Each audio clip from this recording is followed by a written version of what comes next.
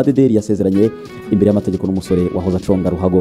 Umukinnyi w'amafilime Dusenge Clenia wamamaye nka Madederi muri filime ya Papa Sava yasezeranye imbere y'amategeko n'umusore witwa Rugamba Faustin. Yasezeranye n'uyu musore nyuma yo gutandukana na Ngiyonsenga Innocent, bari barasezeranye imbere y'amategeko mu 2017 ndetse banafitanye umwana w'umukobwa.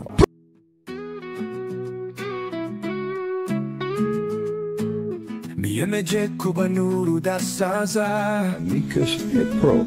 Urukundo rwabo ntirugira iherezo, mu byiza no mu bigoye mbafashe isezerano ntibazaritatira.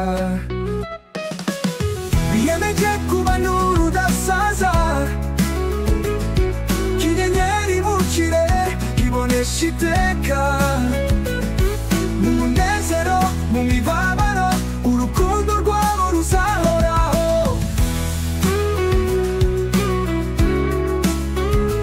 Imvura niyo yagwa cyangwa izuba rikava, umutima wabo uzahora umwe, bagirana isezerano ridasaza.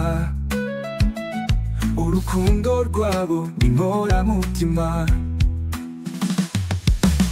Biyemeje kuba n'urudasaza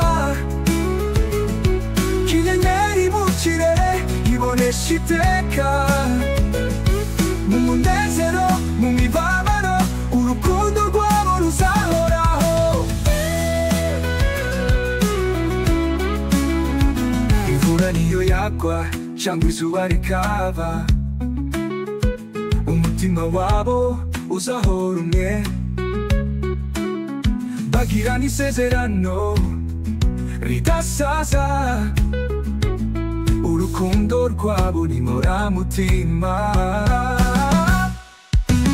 Biyemeje kuba n'urudasaza nk'inyenyeri mu kirere ibonesha iteka, mu munezero mu mibabaro urukundo rwabo ruzahoraho. Batandukanya n'abangamizi bakomeye ku ndahiro zabo, urwo rubuto bateye rurakura n'urukundo rudashira. Biyemeje kuba n'urudasaza ibihe byose ubuziraherezo.